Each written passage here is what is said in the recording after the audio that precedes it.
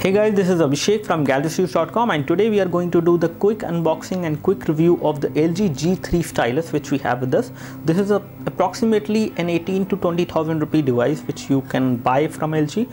It is a pretty good device in terms of hardware specification. It comes with a MediaTek chipset inside, and the kind of value it offers especially is going to be the display size. You also get a stylus in case you like that. So you have a stylus phone coming from LG. It is not an intelligent stylus, but it is a capacitive stylus which you will get within the phone, and you can actually place it inside the phone. Let's talk about more about this device. This device, again, in terms of specification, is a decent device.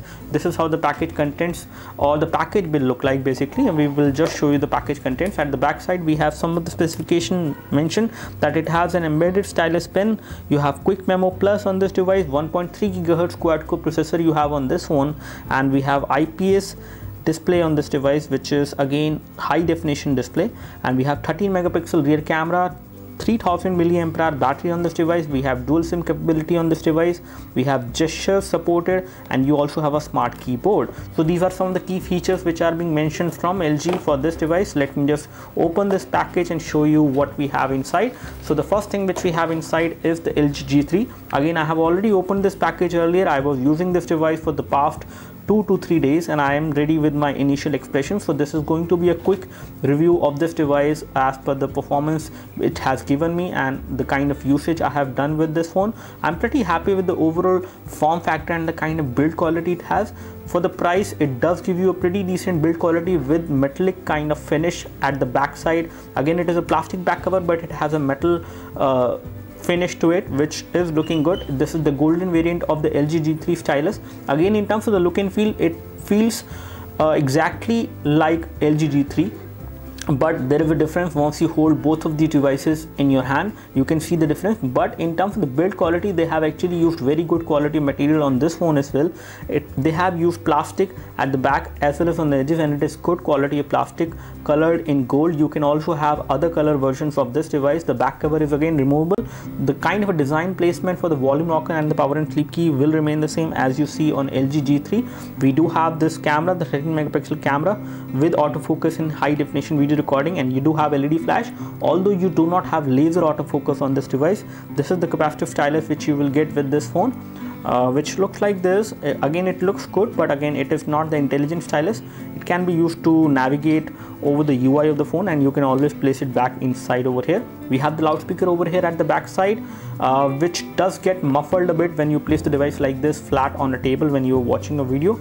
You do have a LED notification light. We have the front camera as well on this device, which is a 2 megapixel camera, and it is a fixed focus camera. We have the nice metallic earpiece over there, and touch capacitive buttons are there within the display. So over here they have the touch capacitive buttons, and there is an additional button over there which allows you to swap the SIM cards, especially for connectivity. Whenever you are using 2 SIM cards on this device, you can easily swap in between them for calling and other purposes by just tapping over here, which is a quick swap, I would say.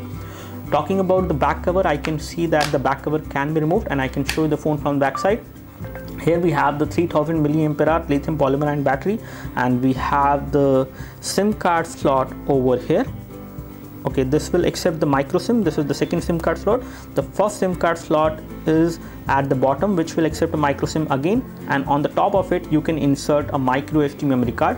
So you can expand the storage of this device, and you can use a micro SD memory card up to 64 GB maximum on this phone. So this is how it looks. It looks pretty decent in terms of the build quality, very premium, I would say, in terms of the build quality and the looks. It is like LG G3 in terms of the look, very identical to that, and the quality of material is also good enough. We have this kind of plastic over there, which is again below the glass, which does make it look pretty good in terms of the look and feel. So let's take a look what we have inside the package, and we will come back to the phone again. So further going inside the package, we can see some more things, which includes the warranty card.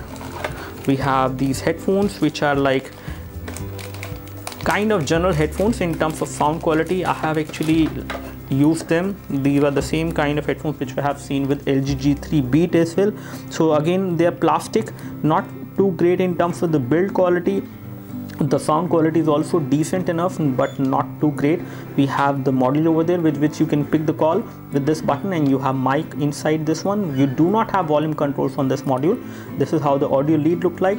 The headphones is something which I don't like with this phone. They could have given a better quality headphones, but these are okay in terms of sound quality, and the build quality is average. This is how the micro USB cable which can be used for data syncing and charging looks like. And here we have the charger, and the charger which comes within the package of this phone. It is not a fast charger, but it is more than 1 ampere charger. It will give you an output current of 1.2 ampere, which can charge this device pretty fast. Within an hour you can actually charge your LG G3 Stylus from 0 to 100, which is good. So this is how this charger looks like, which is good enough, better than 1 ampere charger which we normally see at this price point on some other phones. So we will keep all these things inside the package again, and we will take a look over the device now, which is the LG G3 Stylus. Again, this device looks good, feels good in terms of the display. The display is an IPS LCD display, which does give you pretty good viewing angles. Even when you look at it from extreme angles, you can see the display, and there is very less amount of color fading which is happening, and the display is still readable. In terms of the overall form factor, I can say that this phone is pretty easy to hold in one hand. Again, it feels slightly big to use when you use it with one hand. The one-handed usage is not too great, but you can always use the stylus in case you would like to basically use it with two hands. One-handed usage, definitely go for a toss. The bezel are slightly thicker as compared to what we have seen on LG G3, so that is one difference you will see on this phone. The bezel will remain black on the golden variant as well, which is something which is the case. You may or may not like it. As far as physical specification goes, I can tell you some more things about the physical specification, that it is not a very thin phone. It is around 10.2 millimeter in terms of thickness, which is again slightly high, but the curved back cover on this device does make it pretty easy to hold in one hand, and the kind of finishing they have given at the back side is also something which is not slippery at all. You can easily hold this phone in one hand, although using it with one hand will be a task because this phone has a pretty big display and the bezel is also pretty thick. In terms of the weight, it is around 163 gram, which is kind of a weight which you normally see with 5.5 inch phones, although I have seen some other devices which are kind of lighter in terms of weight. Even the LG G3 is lighter than 163 gram in terms of the weight as compared to this one, it is much lighter. When it comes to some of the things as far as resolution is concerned, I can just confirm the same, and this is something I would like to correct, that the resolution on this device is not high definition resolution. It is a QHD resolution, that is 514 to 960, and we have 5.5 inch display on this device, and the pixel density is 200 pixels per inch. Again, as you can see, even if you take a closer look, you will see slight amount of softness in the text. When you take a closer look, you won't notice pixelation on this device, but the text is not very sharp and crisp and clear on this device. This is something which you will notice once you take a closer look. I don't know whether you can see the difference, but with naked eyes I can easily see the difference in between this display and a high definition display. Let's take a look of the software UI. Again, as you can see, the software UI which runs on top of Android is the LG UI, which we have seen on G3, G3 Beat and some other devices. This is the latest version of the LG UI, which is kind of fluid. It is kind of responsive. I do not experience any kind of major lag on this device. Slight amount of lag is something which I have seen, but again, the overall responsiveness of the phone in terms of the UI is pretty decent. Let's take a look over the phone dialer. First of all, this is how it looks like. On the phone dialer, you can easily dial a number. You cannot make a cellular video call from the phone dialer on this phone. When it comes to messaging application, I can show you this one as well. This is how it looks like. It is again not the stock Android, it is a custom one, and this is how the keyboard looks like. The keyboard does not have continuous input typing or swipe to type enabled by default. You can enable that, and you can see that the keyboard keys are pretty smaller in size, so it might be difficult for some people out there to type on this device. But again, because of the 5.5 inch display, you can easily type on this device, but it does not give you the pop-up of which key you are pressing, so typing may be difficult for some people out there. You can always type in the landscape mode as well in case you face any problem. The keyboard keys become bigger in size in that particular orientation. Taking a look over the notification center, this is how it looks like. It is again a transparent notification center so that you can see some part of what is happening in the background over here, and we have these toggles over there which you can basically go through in horizontal way, and you have the Wi-Fi toggle, silent toggle, rotation toggle, location, Wi-Fi hotspot toggle is also there. You can enable and disable the sync, and all these things you can do. And let's go into settings and take a look what we have as far as version of Android is concerned. So when it comes to the version of Android, it should have KitKat. Let me just check for the same.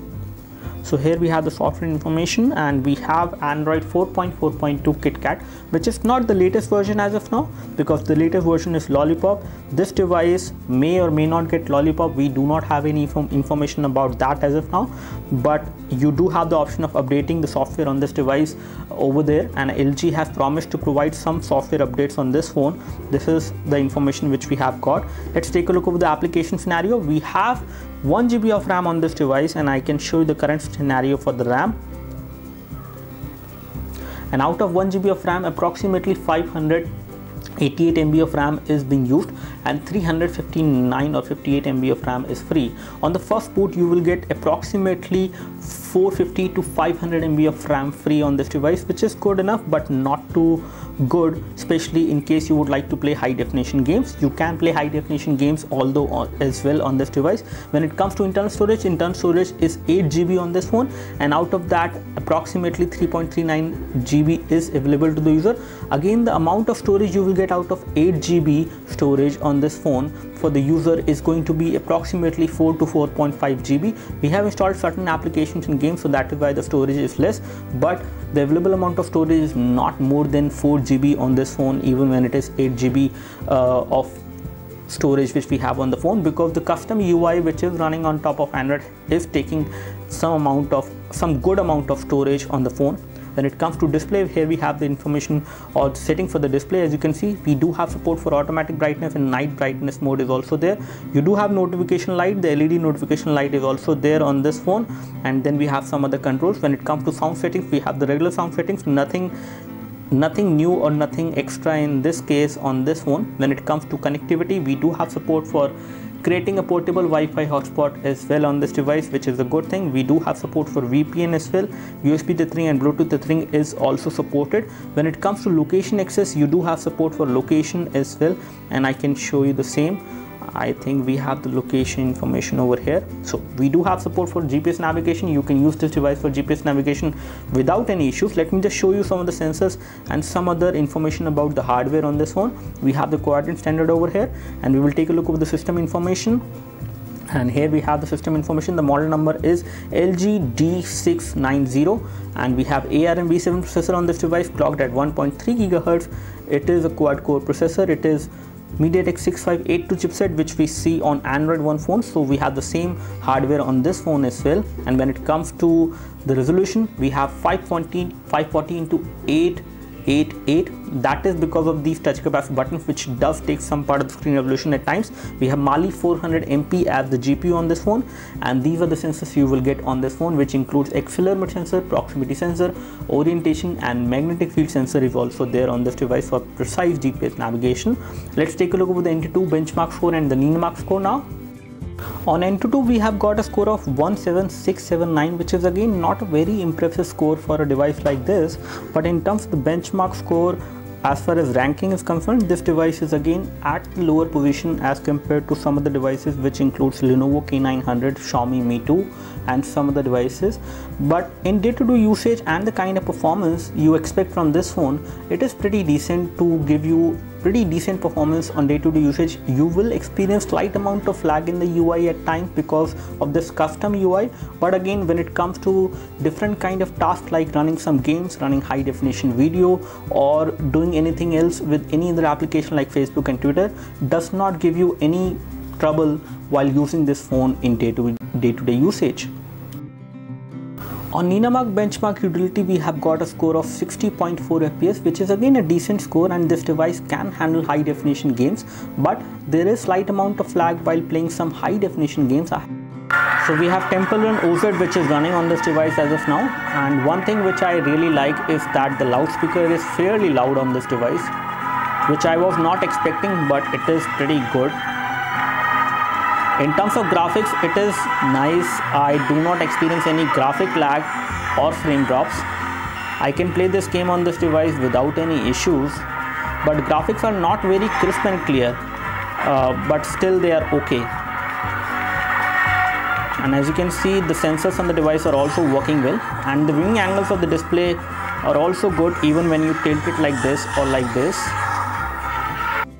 These were the set of applications which you will get pre-installed on this device, which includes File Manager, you have Google Maps, you have Opera Mini which will come pre-installed, you also have an update center with which you can update the version of Android, you have BoxNet application which is also coming pre-installed, you also have Download Manager and some other LG related application like Quick Memo, Remote Call Service, and again all these applications which are coming pre-installed, you cannot get rid of them. You can always disable them, but you cannot uninstall them.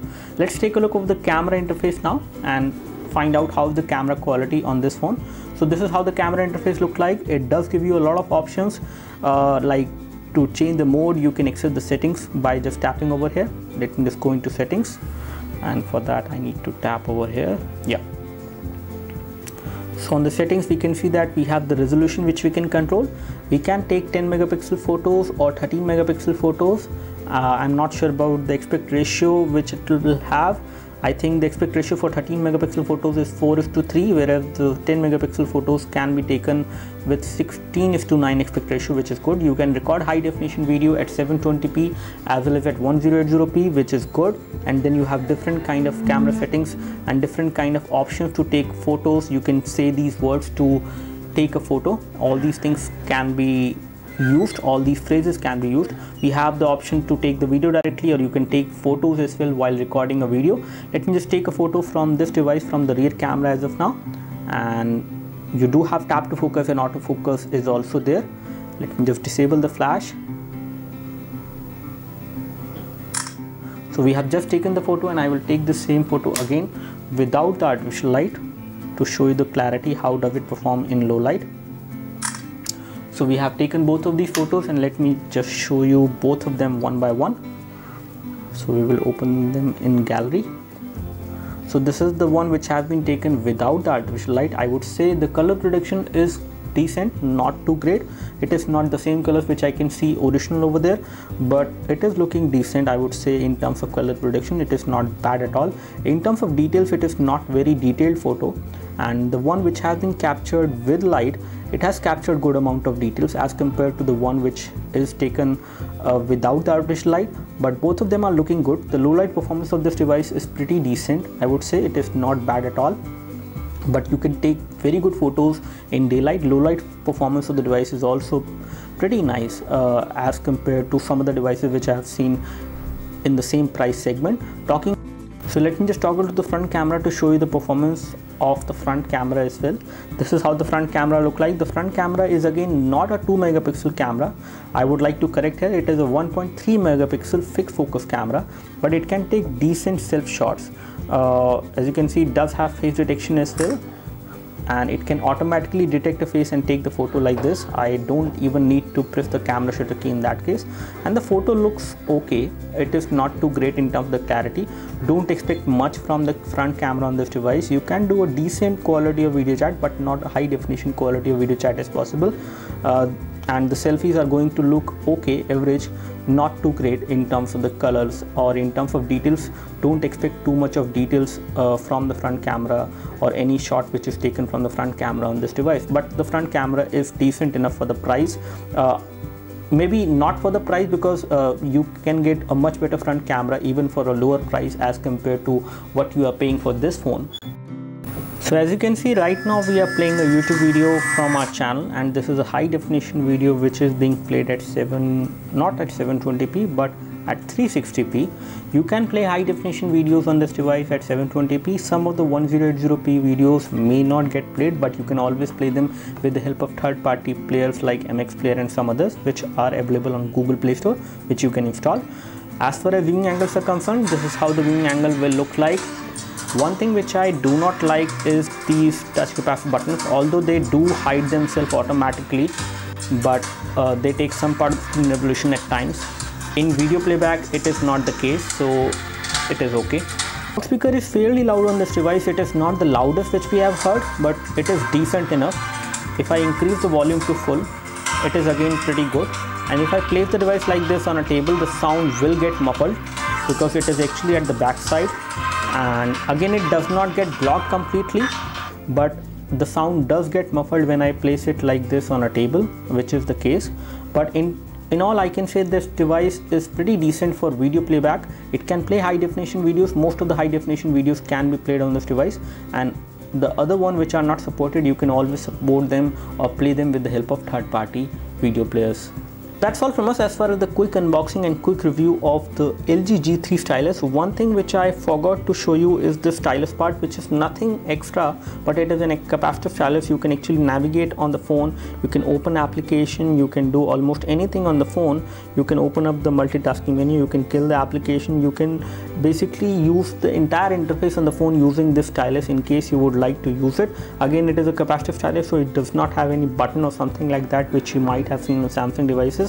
So it will work as a good touch screen response. In case you don't want to touch the screen with your finger or with your hand, you can always use this stylus and you can place it inside this device. You can also use it for quick memo, which is maybe the perfect use case for this particular device in case you use the stylus.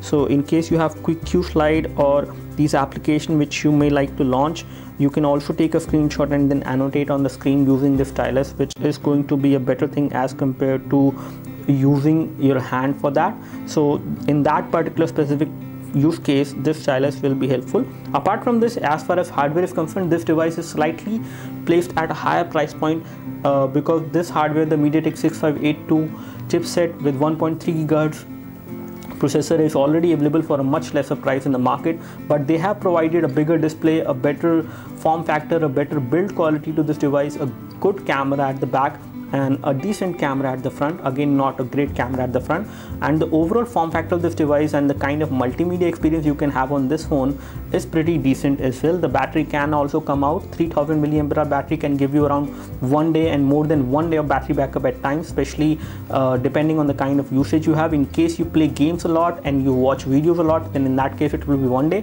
For basic to moderate usage, you can get more than 1 day of battery backup from this phone.